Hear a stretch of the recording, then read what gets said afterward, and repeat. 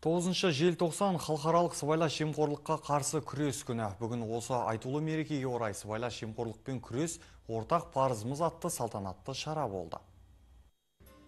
Жемқорлық жай құқық бұзушылық емес, ол мемлекеттің тиімділігіне деген сенімді сетін етеді. Сондықтан жемқорлыққа қарсы заңнамаларды жетілдіру, онымен күресті күшейтудің бірден-бір жолы. Салтанатты шарада сөз алған Нұр Отан партиясы облыстық филиал төрағасының бірінші орынбасары Ибадулла Құттықожаев департаменттің жүйелі жұмысына оң бағасын берді. Алдағы уақыттарда да үлкен біздің жұмыстарымыз бар. Бұл осы агенттікпен бірлесе белгілеген меморандум аясында жүзеге асырады. Біздің басты мақсатымыз еліміздің алға қарай дамуына өзінің кедергісін келтіріп отыратын әлеуметтік құбылыс.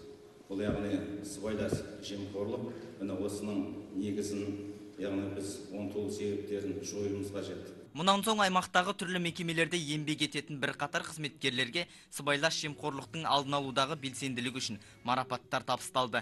Осы тақырыпқа қалам тербеп жүрген әріптесіміз Асқар Тәжиев те марапат төрінен көрінді.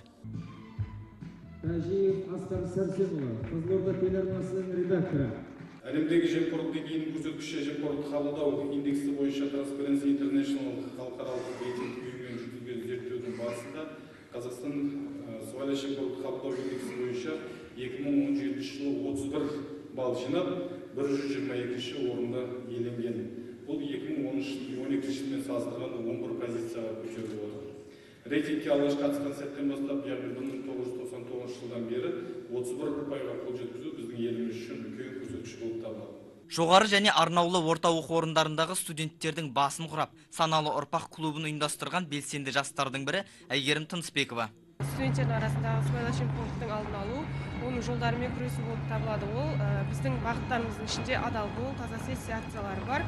Сонымен қатар осы жақында ғана адал дүкен өзінің ашылған болатын, яғни онда сатушы жоқ, яғни адалдықтың ары қарай арттыру үшін сатушысыз адамдар өзінің қалаған затын алады, және де сол жақтағы жәшікке ақшасын тастап кетеді. Яғни адамдардың арасындағы адалдықтың, адамгершіліктің, имандылықты арттыру мақсатында осындай жұмыстар жүргізіліп жатыр. Халықаралық сыбайлас жемқорлыққа қарсы күрес күні болып саналады.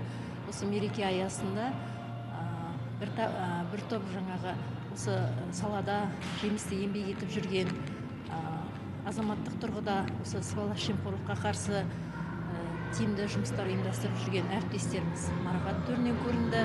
Солардың қатарынан табылдық.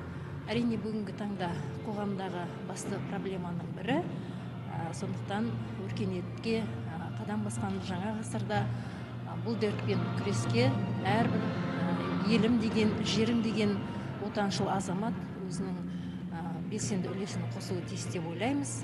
Шара соңы жергілікті өнерпаздардың қатысуымен мерекелік бағдарламаға ұласты. Ерболат Тұрсынғожа, Талғат Әлменов, Досқан Сәтбай, Қызылорда телеарнасы.